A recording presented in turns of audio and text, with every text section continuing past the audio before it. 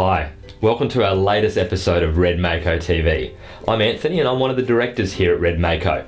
This episode we're going to look at some law changes which affect your business, how the meat industry could be changing, the winners of our latte artist competition, plus we're going to hear from some local business owners.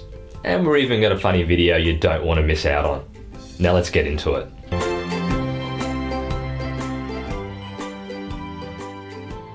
By now, you may have heard that the Australian government recently changed the menu surcharge laws.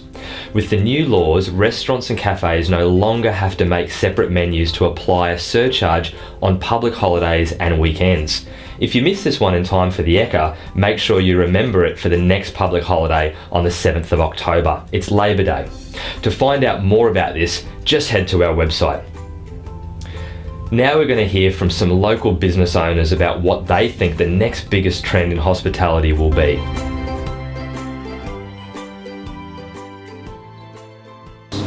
I think that it's going to continue to grow. I think that in Australia, people are enjoying eating out more and more. You speak to a lot of people in retail and they say that it has been quiet. I think that retail will definitely pick up, but I think that, like I said previously, eating out in cafes and restaurants like ours is going to increase. I think there'll be more cafes and restaurants built. I think we'll go more the way that Melbourne's going. If you look 10 years ago in Brisbane, there wasn't very many places to eat out in Brisbane. There wasn't a lot of choice. I think that there's a lot of people from down south moving to Brisbane, and I think that we're going to see a bigger trend in more different areas to eat out, more European styles of food, and I think that it's going to be really good for the industry across the board. Would you agree? Yeah. If you'd like to join the conversation, head over to our Twitter and Facebook pages.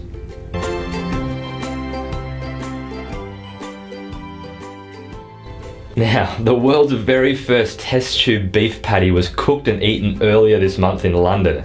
The meat was grown from muscle cells taken from a living cow. That means it was 100% fat-free. Now, although the food experts who tried the cooked patty said it tasted fine, the burger had actually been coloured red through beetroot juice and saffron, crumbed and then fried in butter. The concept behind the burger is that we need to create a more sustainable way of producing meat, since so many of us love to eat it. In fact, the next 40 years, the world will need to produce as much food as was produced in the last 8,000 years. So be ready for when the test tube patties start hitting our restaurants. But don't worry, I'm sure it's still a few years away yet.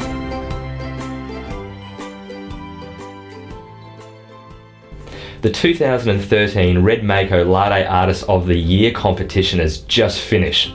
We've had people from all the way across Queensland enter the competition, and the talent we got to see from our local industry was awesome.